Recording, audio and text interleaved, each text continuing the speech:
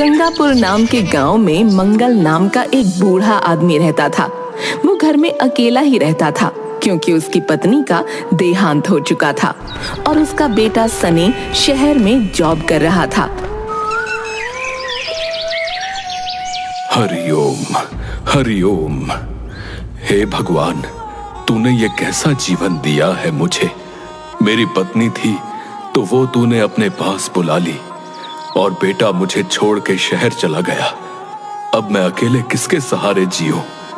क्या करूं? कुछ समझ में नहीं आता। मंगल उठता है, मुंह हाथ धोता है, अपने लिए नाश्ता बनाता है और तभी उसके बेटे का फोन आ जाता है। कैसे हो पापा?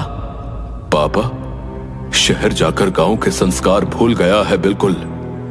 अरे मेरा मतलब नमस्ते पिताजी, कैसे हैं आप? मैंने पैसे भेजे थे, वो मिल गए आपको? हाँ, मिल गए। तो आप इतने गुस्से में क्यों लग रहे हो? गुस्सा ना करूं तो और क्या करूं? पता, तू मुझे यहाँ अकेला छोड़कर चला गया है। न घर में कोई बात करने को, न बाहर कोई काम करने को। पूरे दिन बोर होता रहता हूं। अरे पिताजी, फिर वही बात। आपको मालूम है मेरा शहर में काम करना कितना जरूरी है, और गांव में तो सब मिलजुल कर रहते हैं पापा। तो लोगों से मिलिए, बात करिए, मन बहल जाएगा। हाँ, बस दूसरे लोगों से मिलूं, लेकिन तू मिलने नहीं आएगा मुझसे। चल, फोन रख। मंगल गुस्से में फोन रख देता है और बाहर टहलने निकल जाता है।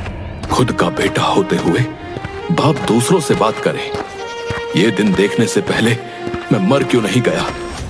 अरे ये क्या हो रहा है? रघुवीर किसको मार रहा है?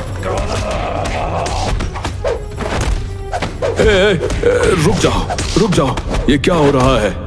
मंगल चाचा, तुम साइड हट जाओ, ये मेरा दंगल है। दंगल? ऐसे भला कौन सा दंगल होता है? तुम तो उसे मार रहे हो। मुझे बचाओ मंगल चाचा, एक औरत ने मेरे ऊपर चोरी का झूठा इल्जाम लगाया था। मैंने इन्हें बताया भी कि ये झूठ है, लेकिन इन्होंने कहा कि इसका फैसला दंगल से होगा और मुझे मारने लगे। रघुवीर गंगापुर के प्रधान मोहनदास का भाई था। वो एक पहलवान था और हर समय अपनी पहलवानी लोगों पर दिखाता रहता था। मंगल रघुवीर और उस आदमी को लेकर प्रधान के पास पहुंचता है। अपने भाई को संभालो मोहनदास, न्याय के नाम पर ये दंगल कर रहा है, वो भी आम लोगों से, जिन्हें दंगल का क ख ग तक नहीं पता। अरे तुम्हें तो पता ही है मंगल कि हमारे गांव में न्याय और हर बड़ा फैसला ऐसे ही होता है। हाँ, ये न्याय की प्रणाली तुम्हारी ही बनाई हुई है, जो कि सरासर गलत है। मेरी मानो तो इसको खत्म कर दो, वरना क्या आप हमें मारोगे? मंगल रघुवीर की बात का कोई जवाब नहीं देता और वहां से चला जाता है। रास्ते में उसे उसका पड़ोसी मिलता है। अरे ऐसे गुस्से में कहां से आ रहे हो मंगल? प्रधान के पास से आ रहा हूं। उसने हमारे गांव को एक मजाक बनाकर रख दिया है, और प्रधान का पहलवान भाई रघुवीर, वो तो अपने आप को प्रधानमंत्री समझता है। अरे शांत हो जाओ मंगल, शांत हो जाओ, क्योंकि मैं जो खबर तुम्हें सुनाने वाला हूँ ना, उसे सुनकर तो तुम्हारा खून जो है और ज्यादा खौल उठेगा, बता रहा हूँ। क्या हुआ है? अरे प्रधान का कार्यकाल पूरा होने वाला है, और अब जो अगला प्रधान चुना जाएगा ना, वो दंगल से चुना जाएगा। अरे क्यों फेंक रहे हो भाई? ऐसा कुछ नहीं हो सकता। गांव की जनता ऐसा होने ही नहीं देगी। अरे देख लेना, तुम देख लेना, पता चल जाएगा तुम्हें, क्योंकि अपने गांव की जनता एक मूक दर्शक है और कुछ भी नहीं, बता रहा हूँ। अगले दिन जब मंगल फिर से घर से निकलता है तो वही नजारा देखता है। अरे आज फिर ये किसी को मार रहा है। अरे रुक जाओ रघुवीर, मैंने तुम्हें कल भी मना किया था, पर तुमने फिर वही काम शुरू कर दिया। अरे चले जाओ चाचा, अरे क्यों बीच में पड़ रहे हो? हाँ मंगल चाचा, आप रहने दो। अगर यहाँ का यही कानून है तो यही सही। कोई मेरा घर हड़पना चाहता है तो उसको बचाने के लिए मुझे लड़ना पड़ रहा है तो मैं लड़ूंगा। हाँ, लेकिन तुम कोई पहलवान नहीं हो, तुम रघुवीर से नहीं जीत सकते। मंगल भागता हुआ प्रधान के पास जाता है। अरे यार तुम फिर आ गए हैं, बताओ। मैंने तुमसे कहा ना कि यहाँ का यही तरीका है, अपना समय बर्बाद ना करो यार। जाओ यार मंगल, जाके दंगल देखो जाओ। लेकिन मोहनदास, समझने की कोशिश करो, ये गलत है। अभी भी समय है, अपने छोटे भाई को रोक लो। अबे यार, अबे जाओ। अबे क्यों बुढ़ापे में अपने और मेरे दिमाग का दही कर रहे हो यार? अबे जाओ ना। मंगल वापस जाता है तो देखता है कि वहाँ भीड़ लगी हुई है और वो आदमी बहुत बुरी तरह मार खा रहा है। रघुवीर, उस बेचारे पर रहम करो। ऐसे लोगों पर जुल्म करना तुम पर बहुत भारी पड़ेगा। अरे कौन रोकेगा मुझे? तुम। और ये कहते हुए रघुवीर उस आदमी को उठाकर पटक देता है, जिसके बाद वो नहीं उठ पाता और हार जाता है। आसपास खड़े सभी लोग हंसने लगते हैं। तुम लोगों को ये चीज मजाक लग रही है? यहाँ खड़े होकर हंस रहे हो आराम से। कल इस आदमी की जगह तुम भी हो सकते हो, याद रखना।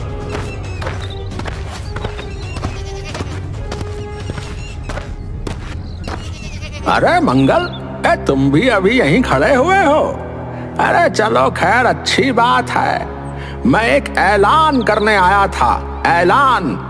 तो वो ऐलान तुम भी सुन लो, बता रहे हैं। मेरा कार्यकाल जो है खत्म हो रहा है और अब अगला प्रधान चुना जाएगा। अगला प्रधान चुने जाने के लिए दंगल किया जाएगा, जो दंगल मेरा भाई आयोजित करेगा और मेरा भाई ही लड़ेगा। जो कोई भी प्रधान बनना चाहता है वो अपना नामांकन करे और मेरे भाई से दंगल लड़े। जिसने भी उसे हरा दिया वो प्रधान बन जाएगा। भगवान से डरो मोहनदास, कम से कम चुनाव की प्रक्रिया तो पहले वाली रहने दो। अरे चाचा, अरे क्यों थक रहे हो? अरे किसी को कोई दिक्कत नहीं है, बस तुम ही बोल पड़े हो। मुझे नहीं पता ये लोग क्यों नहीं बोल रहे, डर की वजह से या इन्हें कोई मतलब ही नहीं है अपने गांव से। पर मैं तो बोलूंगा, मैं तुमसे नहीं डरता हूं। बहुत अच्छी बात है कि तुम नहीं डरते हो। तो ऐसा करना कि इस बार तुम ही प्रधान बन जाना है। क्यों बेचारे को बेमौत मारना चाहते हो भैया?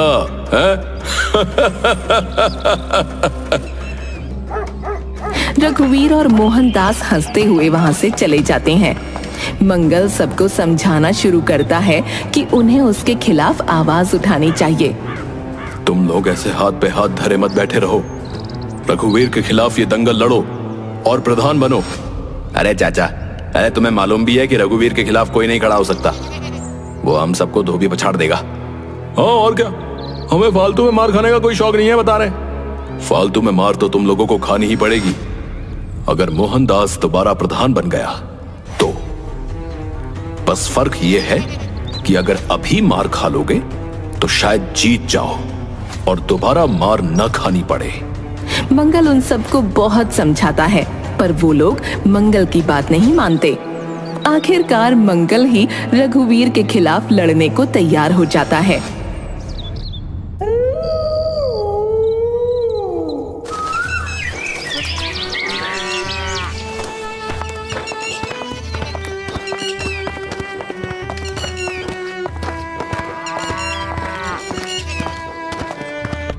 क्यों बुढ़ापे में अपनी हड्डियां तोड़वाना चाहते हो भाई?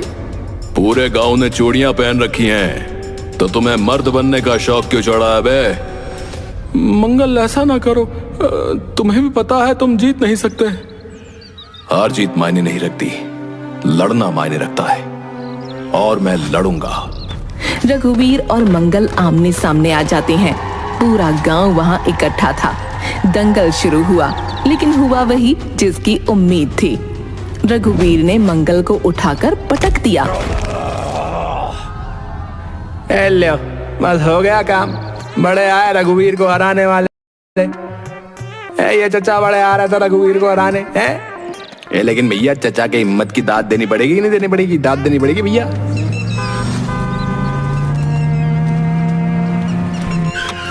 पिताजी, ये क्या हो रहा है? मेरा बेटा।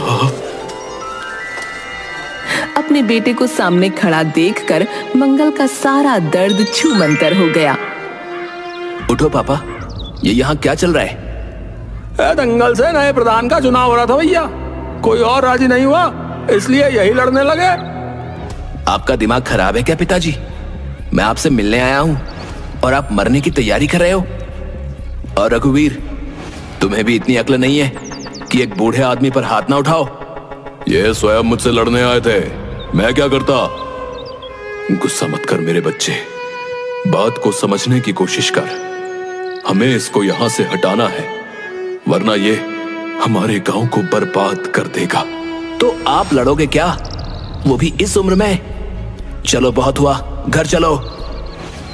घर जाकर भी मंगल सनी को समझाने की कोशिश करता है और सनी उसकी बात सुनने को तैयार नहीं था, लेकिन मंगल की जिद के आगे उसे झुकना ही पड़ता है।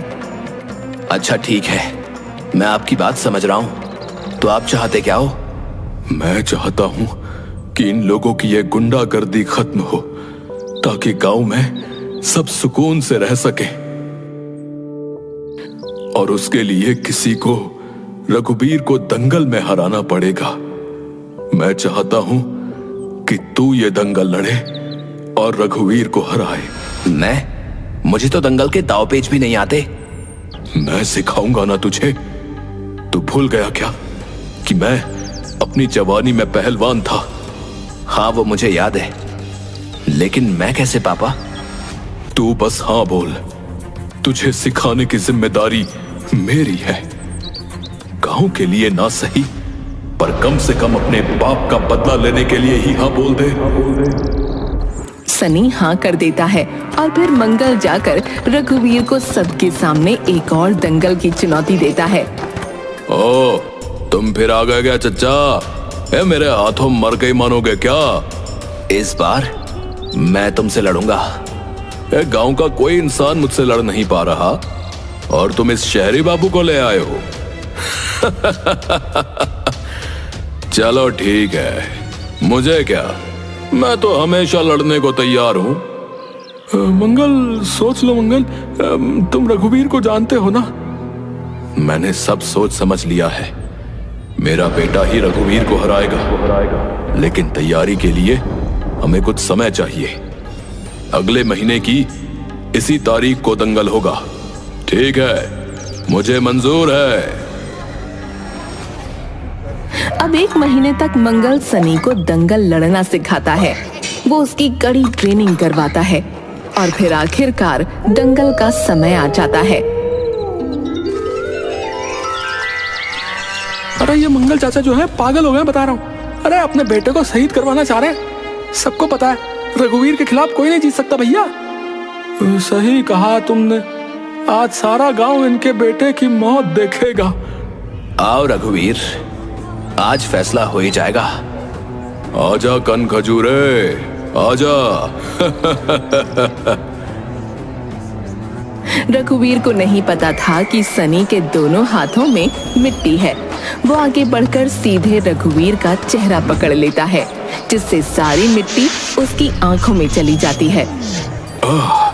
मेरी आंखें। चुप कर साले, आजा तुझे सबक सिखाऊं। अरे ये सनी भैया ने तो रघुवीर को पीछे से पकड़ लिया। अरे ये रघुवीर कुछ कर क्यों नहीं पा रहा भैया? क्या सनी जीतने वाला है? और उसे उठाकर ऐसे पटकता है जिससे उसकी गर्दन में चोट आ जाती है और फिर वो उठ नहीं पाता। उसके बाद सनी फौरन अपना मुंह भी जमीन में रगड़ देता है, जिससे उसकी आंखों में मिट्टी चली जाए। रघुवीर, अरे उठो भाई, अरे तुम हार नहीं सकते। मेरी गर्दन टूट गई है, मैं उठ नहीं पा रहा हूँ। इस सनी ने मेरी आंखों में मिट्टी डाल दी। झूठ मत बोलो रघुवीर, लड़ते हुए हम दोनों की आंखों में मिट्टी गई है। मुझे भी कुछ नजर नहीं आ रहा है। मोहनदास, हार मान लो, मेरा बेटा जीत गया है। इस बुढ़े ने इसे ये सब कैसे सिखा दिया? अरे बेटा, मैं भी अपने जमाने में पहलवान था और तुझसे बेहतर ही था। पर मैंने कभी तेरी तरह लोगों पर जुल्म नहीं किया। मेरी हड्डियां कमजोर हो गई हैं, वरना मैं ही तुझे पटक चुका होता। वो सब तो ठीक है भैया, लेकिन अब ये बताइए कि हमारा नया प्रधान कौन होगा? मतलब सनी भैया होंगे क्या? अरे नहीं, मैं तो बस कुछ दिनों के लिए यहाँ पर आया था। आपके नए प्रधान मेरे पिताजी यानी आपके मंगल चाचा होंगे। हैं? क्या? बोलो मंगल चाचा की जय, मंगल चाचा की जय, मंगल चाचा की जय, मंगल चाचा और की। इस तरह से गंगापुर के मंगल चाचा ने मोहनदास और उसके भाई का दंगल राज यानी जंगल राज खत्म किया और गांव में खुशहाली लाए।